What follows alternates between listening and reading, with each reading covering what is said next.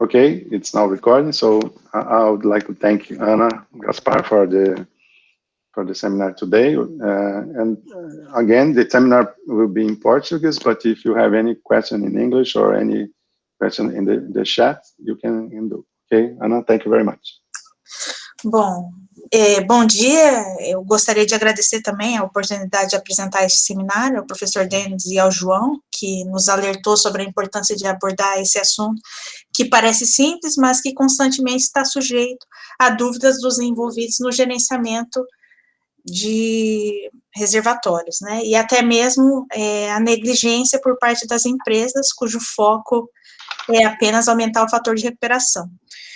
Acho que praticamente todos aqui me conhecem, né, sou a Ana, pesquisadora do NICIM desde 2007, e entre outras responsabilidades eu faço parte da equipe responsável pelo desenvolvimento da biblioteca econômica das nossas ferramentas. Para alguns, esta apresentação pode ser muito básica, mas acho que será útil relembrar de algumas armadilhas, pois, como dizem por aí, o diabo mora no detalhe. Então, além disso, uma coisa que temos que destacar no NICIM é o nosso modelo de fluxo de caixa, das nossas análises e ferramentas, que, embora seja simplificado do ponto de vista de todos os componentes no fluxo de caixa, é mais completo do que o que costumamos ver na literatura, né, uma vez que os trabalhos, em geral, só consideram receitas, custos e investimentos quando eles levam em consideração a parte econômica. E os nossos modelos levam em conta cenários com tributação, data em que ocorre o máximo VPL, fluxo de caixa futuro, etc. Então, esses fatores impactam muito o projeto, como será discutido aqui. Então, o objetivo desse seminário é apresentar conceitos e procedimentos para avaliar a viabilidade econômica de projetos de exploração e produção de petróleo relacionados à fase de desenvolvimento e gerenciamento. Focaremos nos conceitos e premissas, métodos e principais indicadores envolvidos. Discutiremos mais especificamente a importância da integração econômica para as decisões, a importância de se considerar apenas o fluxo de caixa futuro e como considerar as incertezas. Então, a motivação é integrar a simulação de reservatórios, né, com a avaliação econômica, de modo a se considerar o impacto financeiro, né. Como podemos ver nessa figura à esquerda, os projetos de desenvolvimento e gerenciamento de reservatórios requerem um esforço multidisciplinar, né, que envolve profissionais de várias áreas além da de reservatórios, né, como geofísica, geologia, perfuração, sistema de produção, subsuperfície, operações e planejamento econômico, né. Especificamente, os reservatórios, a simulação de reservatórios, ela precisa estar aliada à avaliação econômica, pois o papel dos modelos de simulação tem uma perspectiva comercial, ou seja, a capacidade de gerar perfis de produção e de gerar previsões de fluxo de caixa. E outra motivação está ligada aos desafios para desenvolver e gerenciar os reservatórios, né, uma tarefa árdua, devido às restrições de tempo, né, normalmente as decisões são para ontem, a falta de dados, as incertezas, e no que concerne a parte econômica, as restrições orçamentárias. Então, destaca-se mais uma vez a importância da avaliação econômica, pois múltiplas soluções são possíveis em função da estratégia a ser implantada, né, que por sua vez é função do cenário geológico, econômico, etc., o fluxo de caixa descontado é função da estratégia escolhida, e assim, as decisões são altamente dependentes da avaliação econômica. Aqui temos um exemplo do gráfico de VPL, em função do número de poços. Inicialmente, o VPL aumenta com a adição do número de poços, atinge um ótimo, e chega um momento que esse VPL começa a cair à medida que mais poços são adicionados, né, a principal causa disso é que o investimento adicional em poços não é compensado pelo pequeno aumento na produção. Então, vamos começar agora com alguns conceitos primordiais, antes de partirmos para o fluxo de caixa em si, né.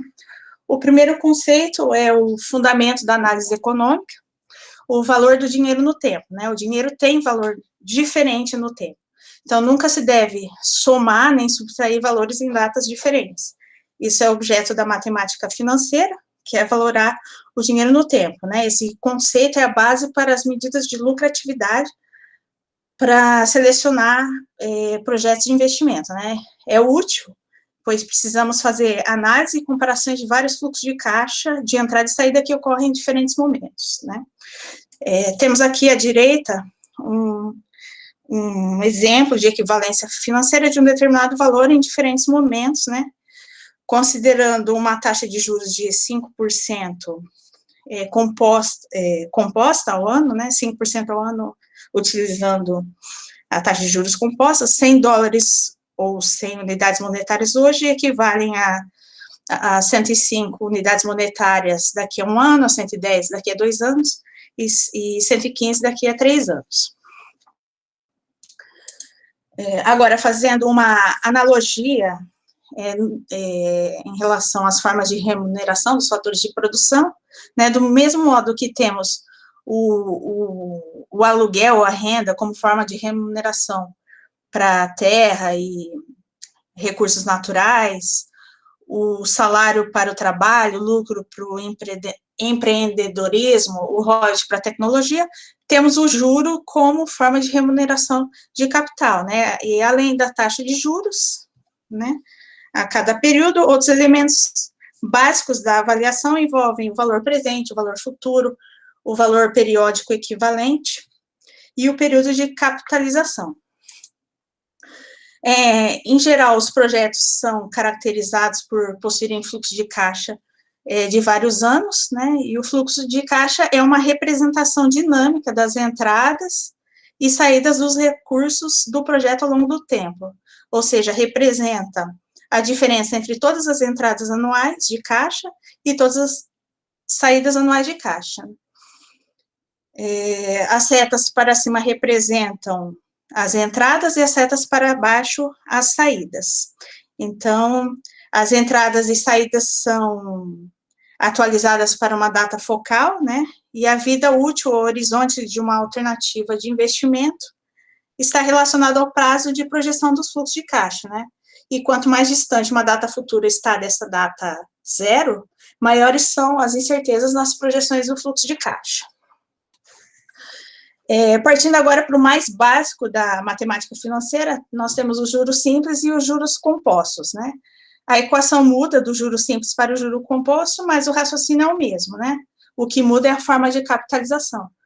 Nós temos aqui, por exemplo, o montante pago em juros simples, que é função do valor presente da taxa de desconto, né? E do período, do número de períodos. Os mesmos componentes são utilizados quando a forma que é a mais usual de se considerar a taxa de desconto, que é a composta. Bom, uma coisa que deve ser frisada é que a taxa de juros e o número de períodos devem refletir o mesmo período de tempo. Por exemplo, se estamos trabalhando com anos, a taxa de juros deve ser ao ano. Então, aqui é até apresentado um exemplo da taxa de juros nominal com capitalização mensal, e a taxa de juros anual, considerando a capitalização simples, é equivalente 2 vezes a taxa de juros semestral, 6 vezes a bimestral e 365 vezes a diária, né? Já no caso da capitalização composta, a equivalência é dada por essas equações aqui à direita, na forma exponencial, e que consideram o período maior e o subperíodo. Vamos falar agora sobre alguns indicadores utilizados como medidas para análise de investimento, né? O que é o investimento? O investimento significa incorrer num sacrifício no presente em troca de uma expectativa de retorno no futuro. Exemplos de investimento incluem alocar recursos em ativos financeiros, adquirir equipamentos, máquinas, etc., para iniciar as operações de produção. De uma maneira geral, os investimentos se classificam em alternativas de investimento que produzem serviços e alternativas que geram receitas. Aqui a gente considera principalmente as alternativas que produzem receitas, né? E na avaliação dos projetos, é importante que os indicadores sejam utilizados já na fase de decisão técnica ligada ao processo decisório, de como deve ser a explotação do campo. Por isso, importantes conceitos, é importante, né, que esses conceitos sejam claros e integrados com o processo de simulação e gerenciamento de reservatórios. Os principais métodos ou indicadores utilizados, e que veremos com mais detalhes nos slides seguintes, incluem, né, o período de payback como critério de liquidez e outros 3 indicadores como critérios de lucratividade, né, o valor presente líquido, o VPL, a taxa interna de retorno, que é a TIR, e o retorno sobre investimento, que é o ROI. Dá-se o nome de período de payback, é o número de anos necessários para que o fluxo de caixa acumulado recupere o investimento original. E o período de payback descontado é calculado da mesma forma, mas considerando o valor do dinheiro no tempo, né? É um indicador simples, que facilita a tomada de decisão, usado para pequenos investimentos, mas tem como desvantagem ignorar os fluxos de caixa que ocorrem após o período de recuperação do investimento, né? Então, ele é indicado como um critério adicional. Aqui o famoso valor presente líquido, né, que é a base para a comparação de alternativas de decisão econômica. A equação é dada pelo somatório dos fluxos de caixa atualizados, né, para a data focal, ou data base, normalmente o ponto inicial da operação. E o fluxo de caixa inicial representa o investimento inicial, e os fluxos de caixa restantes representam as receitas e custos, né? As regras de decisão para a tomada de decisão são: se o VPL maior que 0, o projeto deve ser aceito. Se o VPL menor que 0, o projeto deve ser rejeitado.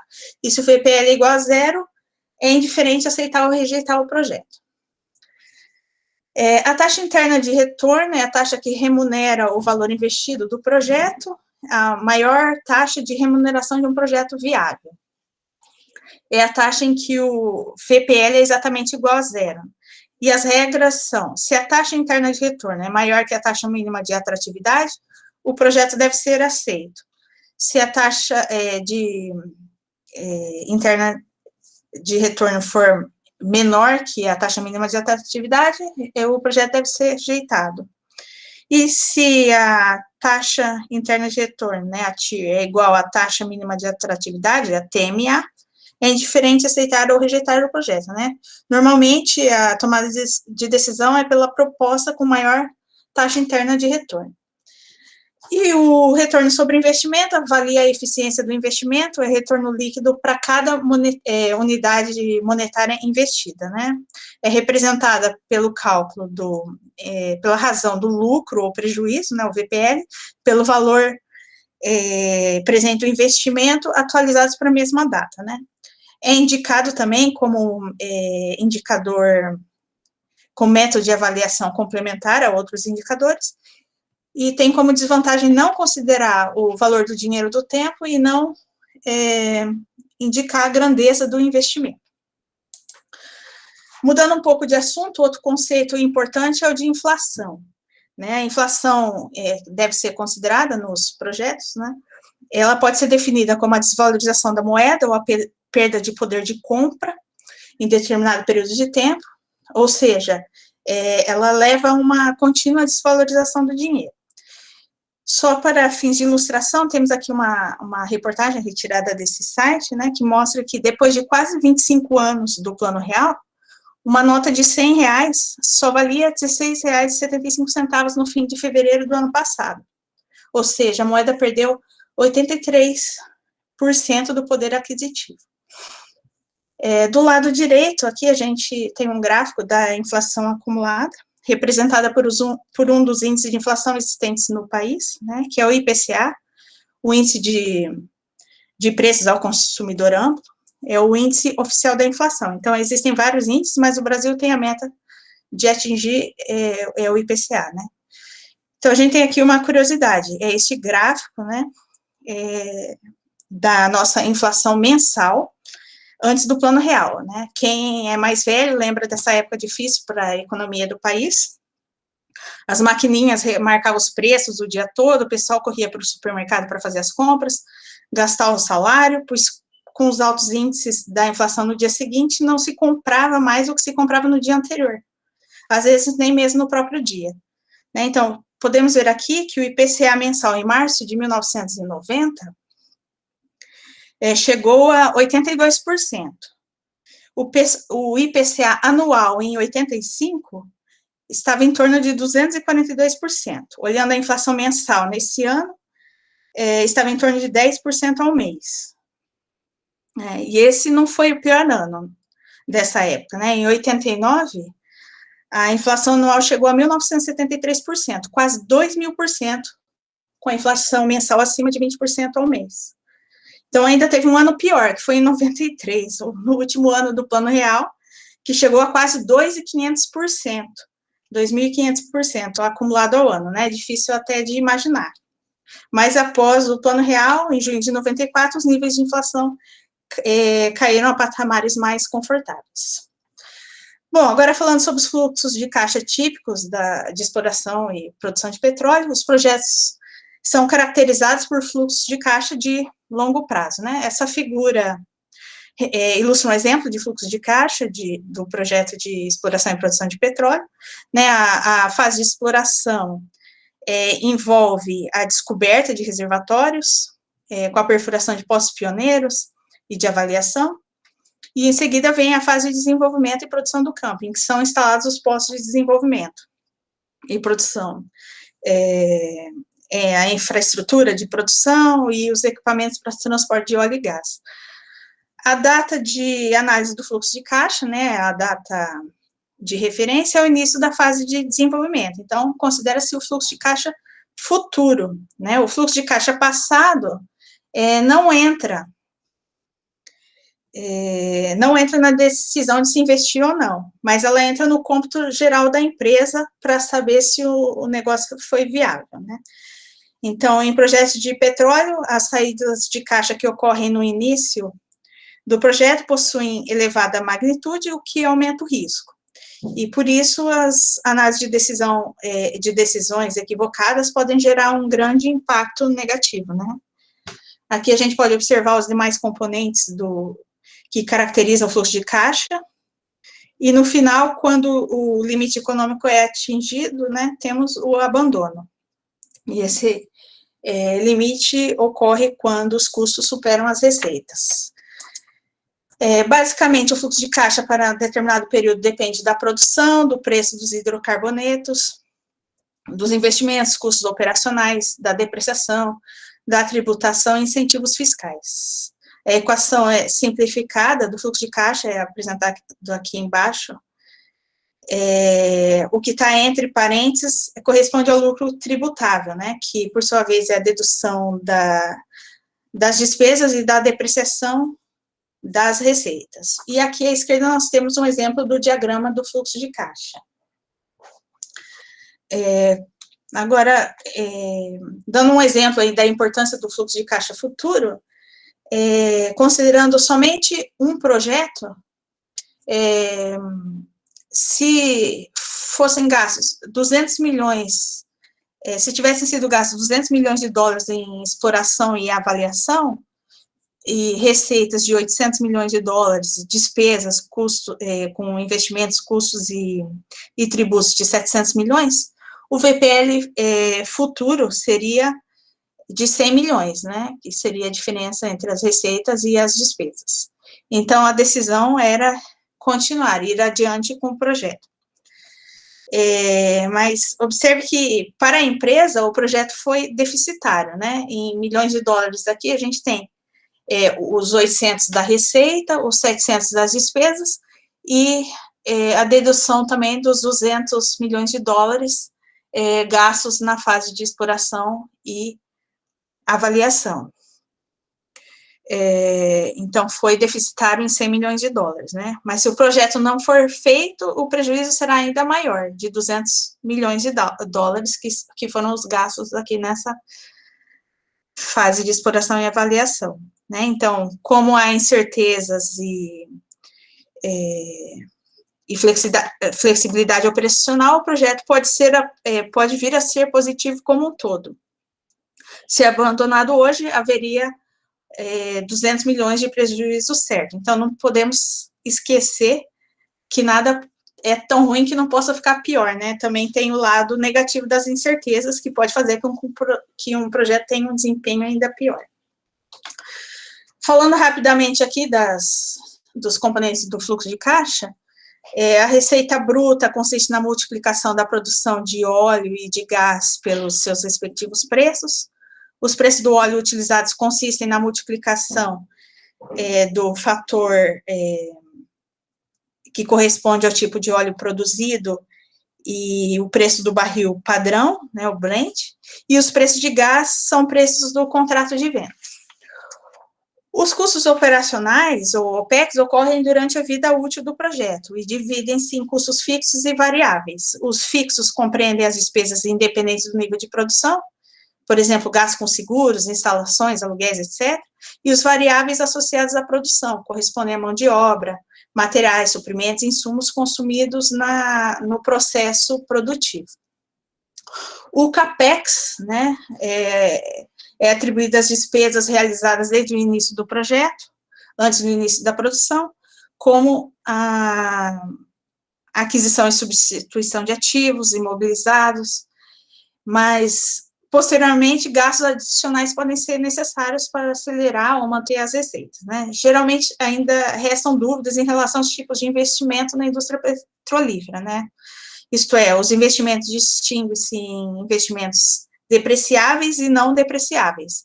Os depreciáveis englobam investimentos feitos em plataformas, instalação, coleta e escoamento da produção, interligação, dutos, entre outros. E os não depreciáveis incluem investimentos gastos em exploração, né, métodos geofísicos, perfuração de poços estratigráficos e pioneiros, completação, abandono, etc. A depreciação, o que é a depreciação? Ela representa a perda de valor de um bem, desgaste ou perda de utilidade por uso, ação da natureza ou obsolescência. Não é uma saída monetária, porém essa despesa pode ser abatida das receitas, diminuindo o lucro tributável e possibilitando, assim, deduções do imposto de renda. A legislação fiscal adota os prazos de vida útil de acordo com os bens a serem depreciados, né? E no Brasil, a depreciação pelo método linear com base em porcentagem anuais é adotada. Aqui, apenas como ilustração, é apresentado um exemplo da influência da depreciação no lucro. A gente tem aqui, na parte superior, o caso com depreciação, e na parte inferior, sem depreciação. Observa-se que a depreciação, ela permite uma melhora no fluxo de caixa líquido. No caso aqui, de 3,20 bilhões de dólares, foi o fluxo de caixa líquido obtido, e se a depreciação não fosse considerada, o fluxo de caixa anual seria de 3,03 bilhões, ou seja, uma redução de 5,31%, né? Isso se deve ao fato que, no caso, com depreciação, foi gasto menos com imposto de renda e contribuição social, né? De 1,40 bilhões ao ano, em cada ano, contra 1,57 no caso sem depreciação, né? 1,57 bilhão. A fatia governamental, ou government take, inclui tributos, contribuições sociais e participações governamentais. As participações governamentais, elas incluem bônus de assinatura, royalties, participação especial, pagamento por ocupação e retenção diária, e as categorias de tributação dividem-se em impostos proporcionais à produção, como os royalties, e o PIS, PASEP e COFINS, a participação e participação especial, os impostos proporcionais ao lucro, imposto de renda e contribuição social, e os bônus fixos, que incluem bônus de assinatura e o pagamento pela ocupação ou retenção diária. Falando rapidamente agora dos sistemas fiscais, né, tudo que eu falei agora era para o sistema de concessão. E com as descobertas do pré-sal, o governo propôs a mudança do regime fiscal de concessão para o sistema de partilha de produção, possibilitando dessa forma ter um maior controle de seus recursos e aumentar as receitas provenientes da extração desses recursos, né? Então, em vista dessa mudança, algumas questões podem surgir, por exemplo, se a estratégia de explotação é a mesma ou diferente para cada regime fiscal, considerando o VPL como função a ser otimizada, né? Estudos prévios no grupo fornecem alguns indicativos que as estratégias otimizadas para cada regime fiscal apresentam poucas diferenças em suas configurações, né, para cenários mais otimistas. Apesar disso, a estratégia otimizada para o sistema de concessão resulta em um maior company take, enquanto a estratégia otimizada para o sistema de partilha resulta em maior government take, né? Então, essa foi uma das razões de ser o regime de partilha mais interessante do ponto de vista do governo. Mundialmente, há dois sistemas fiscais predominantes, né? Então, o sistema de contratos e o sistema de concessão, né? O de contratos podem ser divididos em contrato de partilha, de produção, ou por contrato de serviço, que, por sua vez, são celebrados por meio de um acordo de remuneração de serviços realizados, né? Contrato de serviço puro ou contrato de serviço de risco. E aqui, as principais diferenças entre os dois sistemas, né, na concessão, há o direito de exploração, né, concedendo a titularidade do óleo produzido à empresa, que assume os riscos e custos exploratórios, e caso ocorra a produção comercial, são pagas compensações financeiras para o Estado. E no caso da partilha de produção, a propriedade do petróleo é do Estado, existe a permissão, né, para a companhia explorar, mas assumindo os riscos e custos, mas uma parte desses custos, né, os custos operacionais são recuperáveis até certos limites. Então, aqui, as semelhanças entre os dois sistemas são o bônus de assinatura, os royalties e a tributação. Uma particularidade do sistema de concessão é a participação especial e o aluguel diário, e do sistema de partilha é o excedente óleo, ou óleo lucro. Bom, falando agora da análise de decisão, para os casos que envolvem caso probabilístico, né, é fundamental na análise de risco, um indicador fundamental na análise de decisão sobre risco é o VME, né, que é a somatória, o somatório dos valores potenciais de ganhos ou perdas de um evento multiplicados pela sua probabilidade de ocorrência. Porém, esse indicador não considera a magnitude do dinheiro exposto a perdas, né, por isso é importante aliar algumas medidas de dispersão, né, como, por exemplo, a diferença entre os percentis, a variância e o desvio padrão, o coeficiente de variação, a semivariância ou o semidesvio padrão, que foi proposto pela Suzana, né, que é função de uma variável aleatória, né, tem aqui o operador da expectativa, e que possibilita calcular o semidesvio padrão abaixo de uma referência, né, um benchmark B, que é a medida de dispersão que a gente tem adotado nos nossos trabalhos. E, por fim, aqui alguns exemplos rápidos de aplicação, né, só para destacar aqui a importância de considerar o VPL futuro, né, esse é um caso do Unicim 1D, em que todos os componentes do fluxo de caixa são considerados, e a gente obteve aqui para um período de 0 a 25 anos, um VPL de 3,6 bilhões. Então, um VPL positivo, a decisão era ir em frente com o desenvolvimento. Se o passado fosse considerado, a gente teria um ano adicional aqui de investimentos nos postos exploratórios e aluguel de área, e teríamos um VPL inferior, né? O desenvolvimento era 3,6 bilhões e, considerando o passado, 3,2, né? Então, só mostra que o projeto é viável, mas, como eu disse anteriormente, só interessa para o cômputo geral, assim, da empresa, né? A decisão de investir ou não deve ser feita só no futuro.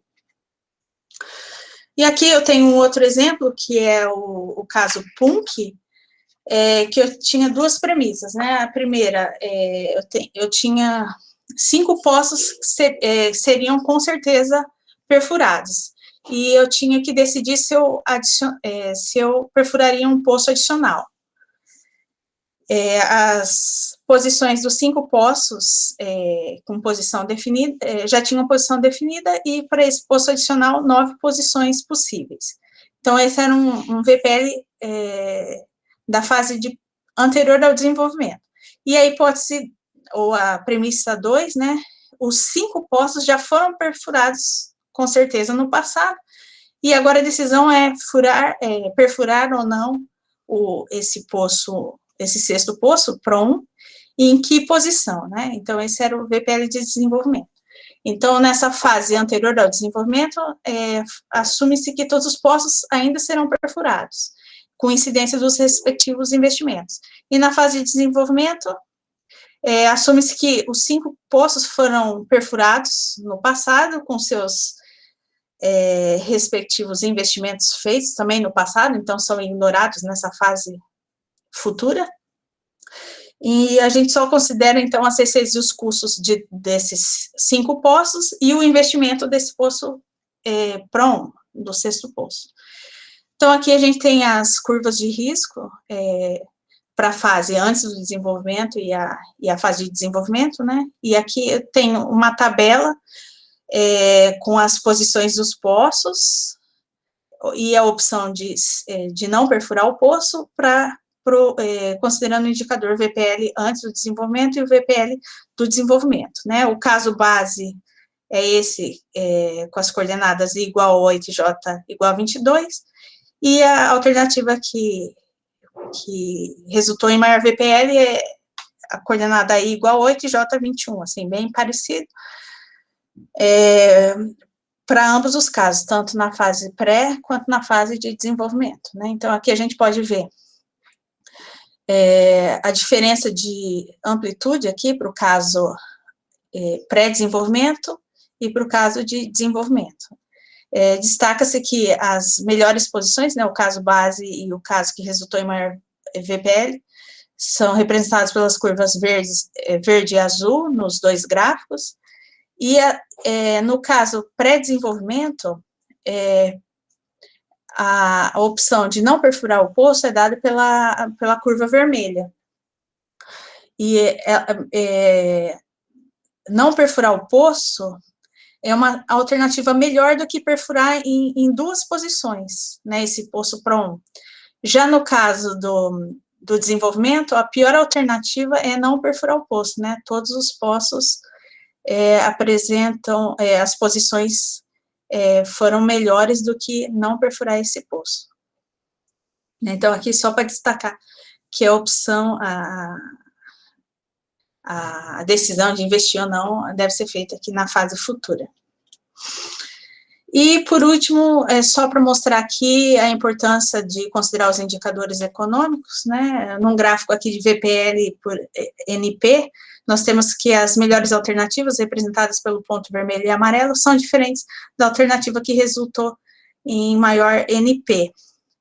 E a alternativa com maior VPL e menor produção de água, injeção de água, são representadas pelos pontos verdes. Então, para o mesmo, considerando o mesmo nível de investimento, só com variações na localização dos poços, diferenças significativas ocorreram nos indicadores de produção. E aqui embaixo eu tenho um gráfico de VPL pelo valor presente do investimento, com diferentes níveis de investimento, eu consigo obter o mesmo nível de VPL. Então, mostrando aqui que maiores valores de VPL podem ser obtidos com valor presente do investimento menor. E, por último, aqui, o retorno sobre investimento, em função do valor presente do investimento. Como eu disse, quando eu apresentei os indicadores, o retorno sobre o investimento não considera a grandeza do investimento. Então, é importante fazer esse tipo de análise cruzada, né? A gente obtém retornos maiores com níveis de investimento menores. E, por fim, eu gostaria de agradecer a atenção de todos. Obrigado, Ana. Vamos aqui fazer algumas perguntas, tem duas até agora. O Célio está perguntando sobre a flutuação do preço do petróleo, se ele pode ser considerado de alguma forma nos cálculos econômicos, como que você recomenda fazer isso? Com certeza, considerar a volatilidade no preço do petróleo é mais realístico do que calcular de forma determinística, né? A gente aqui considera vários cenários, mas tem vários estudos que abordam a flutuação, né, a volatilidade do preço do petróleo, né, usam o método geométrico browniano, entre outros. Tá, eu só complementando um pouquinho, né, aí a minha opinião, né, tem que ver se a Ana concorda também, mas eu acho que a volatilidade futura não é tão relevante para o nosso tipo de trabalho, né. Eu acho que é mais relevante saber se o preço vai subir com o tempo ou cair com o tempo, né, mas assim, se ele vai flutuar muito, tiver uma variabilidade muito grande, isso para a gente não é tão relevante em termos do life cycle, né, que é o nosso foco maior no grupo. Agora, logicamente, para a operação, isso pode ser mais crítico, né, não sei se a Ana concorda com isso, né, mas o que a gente tem que considerar mais é a tendência, né, e não realmente a volatilidade. A volatilidade vai importar para a parte de flexibilidade, essas coisas tudo, mas essa é uma coisa que talvez seja mais importante para o short term, né, que é o que a gente até talvez trabalhe um pouquinho mais para frente, né. Outra coisa, não sei se ela concorda ou não, mas se não concordar, fica à vontade. Não, sim, concordo. A gente tenta reproduzir aqui a tendência, né? Mas talvez eu não tenha entendido direito a pergunta. Mas eu concordo com o que você falou. Tá, outra pergunta é na mesma linha do Vinícius, só que aí sobre a modelagem cambial. Quanto que ela influencia e se considera uma curva valor possível do Brent com o tempo, como é que faz? Eu não abordei aqui a taxa de câmbio, mas também é importante, né? Assim como a inflação, a gente considerar também a parte de câmbio. A gente aqui, quando considera o câmbio, considera um valor determinístico, mas também eu acho que na mesma linha aí da flutuação do petróleo, a gente também pode fazer algum estudo considerando essa modelagem, né? Eu concordo com a Ana, acho que esse é um ponto bastante relevante para as empresas, né? Mas para a gente em si, no grupo de pesquisa, talvez não seja tão relevante, porque a gente pode jogar tudo no mesmo pacote, aí, tanto o câmbio quanto a flutuação do preço na mesma coisa. O que é importante para a gente que está pensando em decisão, né? Acho que esse é o ponto. Como é que vai operar, se a gente vai ter mais postos, menos postos, se vai revitalizar o campo ou não. O mais importante das metodologias é saber se o preço vai subir, se ele vai variar com o tempo, essas coisas, né? E aí a gente pode jogar, no nosso caso, o câmbio, a incerteza do câmbio junto com a incerteza do próprio preço do petróleo, tudo na mesma coisa. Para a empresa, aí já é mais complicado, porque ela vai ter que tomar decisões reais e vai ser realmente mais complicado. Mas para a gente em si, eu acho que a gente, em geral, dolariza nossos cálculos aí e faz com base em alguma incerteza no dólar, né? A gente tem tantas variáveis no fluxo de caixa, né? A gente acaba fazendo algumas simplificações em relação a alguns indicadores, né? Mas como eu falei, mesmo assim, nosso fluxo de caixa é bem completo, né? Tudo que a gente considera, eu acho que representa bem essas modelagens que o Célio e que o Vinícius comentaram. Tem uma pergunta do Vinícius Botec aqui, que eu acho que é interessante, que é uma coisa que até eu já pensei em rever algumas vezes nos nossos modelos aí, mas ele pergunta sobre como definir a taxa de desconto, se a gente relaciona isso com a taxa de juros do país, se é algum indicador de referência, como é que você sugere fazer? Em geral, a gente considera uma taxa levemente superior à taxa mínima de atratividade, né? No nosso caso aqui, nos fluxos de caixa, a gente tem utilizado algumas taxas de desconto sugeridas pela Petrobras. Eu acho que essa resposta da Ana está perfeita, Vinícius. Acho que a gente também, como a gente não vai operar na prática, a gente está tentando usar as mesmas taxas que as empresas estão usando para que as metodologias auxiliem as empresas, né? Mas realmente definir essa taxa não é uma coisa muito simples. Agora que a taxa de juros está diminuindo no país, está fazendo, tem a dolarização, tem várias coisas aqui. Mas, assim, para a gente em si, eu acho que isso que a Ana falou é o melhor que a gente pode fazer, pegar o que as empresas estão praticando e tentar usar um valor parecido com esse, porque aí as metodologias que a gente vai fazer vão ser úteis para ela, considerando aquela taxa, né? Acho que pelo menos acho que é isso que a gente tem feito, né, Ana? Tentando seguir as empresas, né? Agora, definir mesmo é bem difícil, mas talvez não seja o nosso papel, porque o nosso grupo não é de economia, né? Nosso grupo é de simulação, então a gente está seguindo o que as empresas fazem. Mas é uma pergunta bem relevante, será que a taxa de juros que a gente usa atualmente está compatível realmente com as empresas, né? Tem que ficar acompanhando isso, né? Como a Ana falou, né? Geralmente, tem estudos aí de casos que usam até essa taxa de desconto mais alta de forma a considerar o risco, né? Eles fazem atrelado aí o risco usando taxas mais altas, mas a gente usa o que as empresas têm utilizado para ter análise compatível com os resultados que elas também obtêm. Esse também é um comentário interessante da Ana, né? Como a gente usa taxas altas para minimizar um risco, tem até um pouco a ver com outros cálculos, que talvez a Ana nem tenha falado muito hoje, que as empresas às vezes usam preço de robustez, essas coisas que a gente já mostrou no passado, que talvez não seja uma boa alternativa, né? Porque se tentar diminuir demais o risco dos projetos, a gente, em geral, estatisticamente, não vai a boas soluções, né? Mas aí, a minha opinião é isso, usar uma taxa muito alta também, você valoriza muito o presente e também acaba não fazendo projetos bons a longo prazo, né? Mas é o que a gente está tentando seguir. Alguma pergunta a mais? Enquanto não surge, só queria também fazer um comentário aí importante, que é esse que a Ana falou hoje, que muita gente às vezes não concorda, né? Tem alguns alunos que acabam confundindo e tal, que principalmente para o nosso grupo é muito forte, é esse fato da gente só considerar o fluxo de caixa futuro naquilo que a gente está estudando. Por isso que a gente tem enfatizado bem no ano do modelo, em chamar de D, H, os nossos modelos iniciais no ano, né? Porque eu acho que esse ponto é um ponto importante e os exemplos que ela deu aí mostram um pouco disso, né? Às vezes eu posso até ter um prejuízo como um todo no projeto, e para a empresa isso é muito relevante, mas para o efeito do engenheiro de reservatórios, para o engenheiro que vai tomar a decisão, o que importa é daqui para frente. Assim, se alguma besteira foi feita no passado, eu não vou basear a minha decisão nisso, eu vou tentar minimizar o prejuízo através do melhor projeto futuro possível, né? Esse é um ponto bastante relevante, que às vezes muita gente acaba esquecendo, e às vezes acaba tomando uma decisão pior por esse motivo.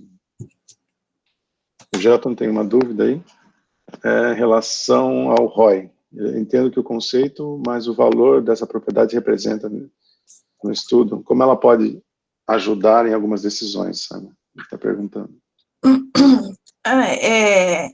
Bom, o ROI é o retorno sobre o investimento feito, né? É o lucro em relação ao investimento feito, né? Mas tem as desvantagens, né? Não podem, ele não considera o valor do dinheiro no tempo e não considera a grandeza, né, da magnitude do investimento.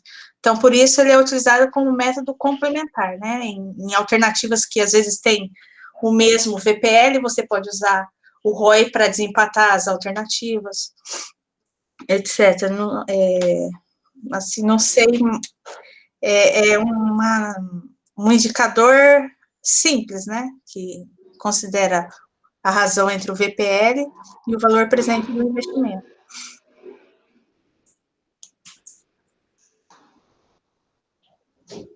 Não sei se ficou claro aí para o Gelton. Não sei se tem mais alguma pergunta. Eu já estava esperando essa pergunta do Gelton, porque lembrava da vez que ele calculou o ROI no trabalho dele. Professor, uma pergunta. Pode fazer. Então, indo nesse cenário, um campo muito maturo, vamos falar, uns 40, 30 anos já de desenvolvimento, aí vem uma campanha de perfuração, né? Vamos falar, uns 5 poços. Daí os estudos que você mostrou para a gente de uns 25 anos, né? Vamos falar assim, um estudo de análise desse são por 20 anos, de acordo a esses 5 poços que vão ser furados. Aí, começou a perfuração. E aí o primeiro poço, ele não bateu com os resultados da simulação, né? A produção real não bateu com a simulação. Daí você, como engenheiro de reservatórios, o que tu vai falar para o gerente, né? Porque tem mais 4 poços a fazer, mas o primeiro não deu. E esses estudos já estavam sob incerteza, né? Aí você recomendaria continuar com a campanha de perfuração ou parar e fazer um novo estudo? Não sei se eu entendi bem a pergunta, mas você disse que o primeiro poço não bateu em relação a quê? A produção real do poço, uma vez furado, não bateu com o que a gente esperava. Por exemplo, isso aconteceu esse ano no campo que eu estava, a gente esperava ter uma produção de pelo menos 1.000 barris, e aí não deu. Um mês depois de furar o poço, já só estava produzindo 50 barris.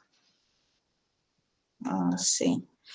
Precisa de um estudo mais aprofundado aí para ver se realmente isso foi feito de forma adequada, porque se esse poço deu prejuízo, a gente teria que ver se valia a pena, né, continuar, né, fazer estudos adicionais, mas não dá para parar sem fazer esses estudos dos outros poços. Meu comentário também é um campo. Eu acho que essa a resposta da Ana é isso. Vamos supor, esse é um exemplo bem claro em que a gente vai basear a decisão só no futuro, certo? Então, o primeiro poço já foi perfurado. Então, eu já gastei com ele e ele está dando um retorno muito menor do que o esperado. Você está programando mais 4. O que eu recomendaria como empresa, como engenheiro de reservatórios, eu acho que essa é a sua pergunta, né? Tentar entender primeiro, talvez até suspender um pouquinho, atrasar um pouquinho a entrada dos outros 4, entender por que o primeiro foi, se estava dentro da margem de incerteza, porque às vezes se você tinha alguma incerteza, né, em relação a isso. Se você estava muito certo que aqueles poços iam ser bons e o primeiro já deu prejuízo, então algum problema no seu estudo tem. Então eu recomendaria fazer um estudo para os 4 seguintes com mais incerteza, e aí considerar os cenários pessimistas e verificar se o risco é muito grande de acontecer o mesmo com os outros 4. Então, é nesse sentido que eu acho que a Ana está falando do considerar o futuro. Então, o primeiro poço já foi. Se ele está produzindo 50 por dia, eu não vou fechá-lo porque ele está produzindo 50 ou 100 e estava esperando 1.000. Vou deixar ele operando, a menos que ele não pague a própria operação. Para os outros 4, começa tudo de novo. Aí o seu hoje mudou, agora você tem um poço a mais no campo e tem 4 possibilidades de poços novos. É refazer o estudo, só que agora com mais cautela, porque no primeiro, depende muito, assim, se você tinha cenários que diziam que o posto poderia ser pessimista, otimista, e caiu dentro de das possibilidades, que é o pessimista, paciência, faz parte do risco do campo.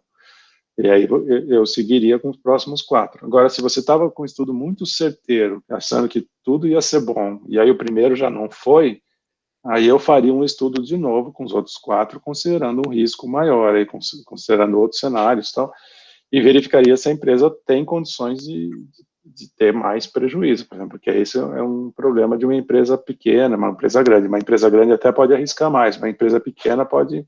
Então, depende muito também do perfil da empresa, da empresa, que eu acho que a Ana não teve muito tempo de falar isso, mas o risco associado a essas coisas é sempre grande, mas aí, conforme a empresa é maior, menor, tem mais capacidade de absorver o risco, ela pode fazer operações mais arriscadas ou menos. Então, mas eu recomendaria olhar o que foi o passado, ver se o seu estudo estava prevendo que aquele primeiro posto poderia ser ruim, mas mesmo assim, estatisticamente, valia a pena tentar, e aí eu seguiria. Se não, eu refaria o estudo considerando maiores riscos, né?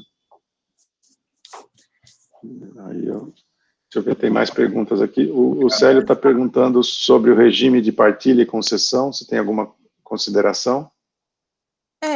Na verdade... Vantagens, desvantagens. Eu falei brevemente, né? Para cenários mais otimistas, o regime de concessão, a estratégia de produção, por exemplo, elas apresentam pouca discrepância, né? Elas são estratégias até semelhantes, mas a gente percebe que o impacto do sistema fiscal é muito maior do que o impacto da estratégia em si, né?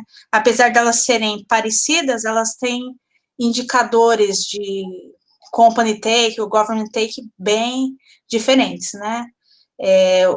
Para o governo, o sistema de partilha apresenta um government take bem maior, né? A fatia governamental.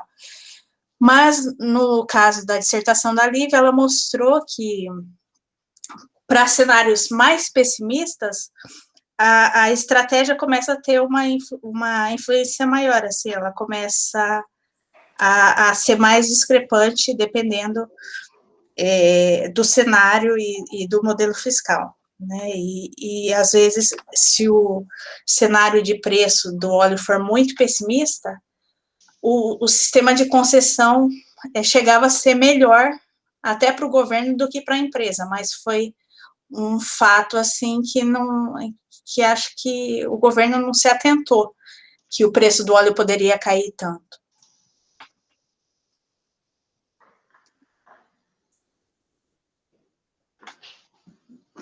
Beleza? Então, acho que como não tem mais pergunta, não sei se eu falei algum aí que perguntou, mas acho que não.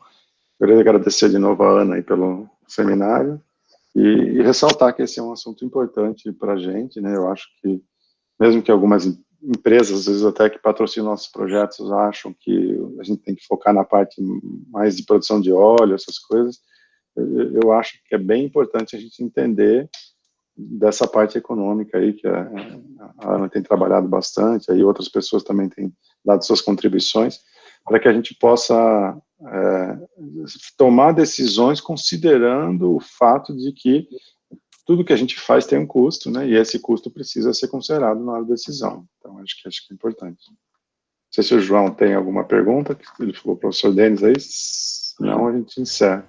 Oi, professor Denis. Oi, João. Primeiro, eu gostaria de parabenizar a Ana, eu acho que é um assunto muito importante para a gente, para a pessoa de engenharia de petróleo, por conta da forma que a gente trabalha, né, levando em conta questões econômicas, os custos, né, eu parabenizo a Ana, e acho que poderíamos ter até mais, mas isso é uma visão minha, né, dessa questão. O que eu queria perguntar para o senhor é se nós vamos, em algum momento, começar a trabalhar com essa volatilidade do mercado. Porque existe um certo ciclo na indústria do petróleo, eu percebo, acompanhando aí a questão de preços, existe, hora está alto, hora está baixo, por N questões, e se de alguma forma a gente trataria isso mais para frente nos nossos estudos. Você saber o que o senhor pensa sobre isso. A volatilidade do preço, está falando? De câmbio. Tudo. Não, João, eu particularmente acho esse tema bastante relevante, né? E gostaria de continuar tratando isso nas nossas pesquisas. Mas lógico que a gente tem que estar, nos projetos, pelo menos, tentar sempre estar direcionando aquilo que a empresa acha relevante, né? Eu acho bem relevante integrar, assim como é importante integrar com o sistema de produção, como você está fazendo, é importante entender bem da parte de geociências, que a gente precisa de bons modelos, entender bem o reservatório. Para mim, a parte econômica é muito relevante para o nosso grupo, principalmente para os alunos que estão passando, entender que é importante considerar a parte econômica, considerar incertezas. A parte de oscilação, que eu acho que para o nosso grupo em particular, que não é um grupo de economia, sim um grupo de engenharia de reservatórios, eu acho que muitas vezes, para mim, não é muito importante assim, se ele oscila com uma frequência muito alta ou com uma frequência menor. Tá? É importante saber, por exemplo, se eu tenho tendências de subida ou queda do preço, ou ciclos, se isso vai afetar a minha decisão do número de postos, ou de como eu vou operar esses postos. Aí sim é nosso papel, né? Assim, eu foco sempre no gerenciamento do reservatório, desenvolvimento do reservatório. Se a mudança de preço causa algo que vai afetar aquilo que a forma com que a gente gerencia o reservatório, desenvolve um campo, eu acho que está dentro daquilo que a gente faz e é importante considerar. Então, as empresas em si, que a gente tem contato aí, não têm mostrado muito interesse em fazer pesquisa nesse tipo de ponto. A gente tem considerado os modelos econômicos, tem feito meio por nossa conta, e às vezes até mostrando para a empresa que seria importante fazer mais. Mas, assim, a gente está meio direcionando de acordo com o objetivo que as empresas têm, né, nos projetos, tal, que é o ponto de vista reservatório. Então, considerar é muito importante. Agora, fazer pesquisa sobre como esse preço afeta essas coisas, aí a gente vai depender um pouquinho do foco dos projetos, né? Na minha opinião. Mas, para mim, a minha posição pessoal é que é bastante relevante. Eu tenho que considerar.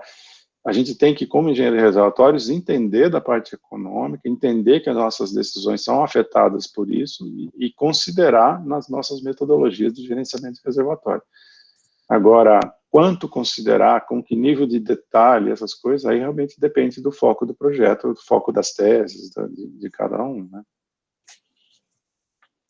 Não sei se respondeu a sua pergunta. Não, respondeu sim, senhor. Obrigado. De qualquer forma, a gente estava até elaborando o ano passado um projeto, acho que eu até comentei com você, João, com o João Bosco, né, mas com essas crises que a gente teve, deu uma parada e a gente não retomou isso, né, mas já estava até tudo pronto para considerar alguma coisa sobre essa variação do preço do petróleo e tal, e não usar só modelos determinísticos. Bem lembrado, a gente tinha um projeto já engatilhado com a Petrobras antes da crise, aí, que ia estudar exatamente isso que você está falando. Aí sim seria bem diferente, né? Aí o foco do projeto é realmente estudar isso, assim, a influência do preço, né? A influência desses fatores que a gente tem comentando aqui e tal. Por enquanto, assim, eu acho importante considerar, mas não fazer pesquisa especificamente sobre essa influência, né? Mas, assim, lógico, se tivesse um projeto focado nisso, como a gente estava tentando fechar com a Petrobras, aí seria, e considerar importante. Acho que mas pode falar, né? Que, em princípio, como eu falei na abertura da apresentação, as empresas já têm dificuldade até de considerar um cálculo econômico mais simples, né? Mesmo o que a gente vê até na literatura é que eles só consideram custos, receitas e investimentos, não consideram tributação nem nada. Imagina considerar um modelo de volatilidade, né? E já pegando, acho que o Gelton também tem uma pergunta, né? Se quiser fechar com a pergunta do Gelton, ainda a gente encerra. O que o Denis falou, Gelton, essas tendências a gente tentou captar usando esses cenários de preço base, pessimista e otimista, né? A gente não faz um modelo detalhado, considerando a volatilidade, mas tenta capturar essa tendência usando esses 3 cenários que você mencionou. E observar que, assim, para ter um preço otimista, por exemplo, eu não preciso variar o preço o tempo todo. Eu posso ter um preço que vai crescendo com o tempo, ou decrescendo com o tempo. Então, basta a gente considerar alguns cenários com essa variação, né? É isso que a Ana está dizendo. É importante também lembrar que não é só o preço, né, que varia, né? O CAPEX e o OPEX também variam com a medida que o preço varia, né? Então, por exemplo, se o preço do petróleo sobe o preço da plataforma e do sistema de produção e tal. No OPEX também tem essa tendência de subida ou descida, mas demora um pouco mais, né? Tem um delay, mas é importante considerar que não é só o preço que a gente deve considerar usando nesses cenários, né? Se o preço sobe, o CAPEX e o OPEX também sobe. Então, acho que aí já deu 11 horas, tem assunto para a gente discutir aí bastante mais aí, mas acho que tá bom, deu para dar uma ideia, e logicamente, acho que se tiverem mais dúvidas, ou durante os próximos períodos aí, acho que podem estar sempre mandando mensagem aí para a Ana, né? Uhum. Então, agradecer a Ana, então, vou parar a gravação. Em detalhes de muitos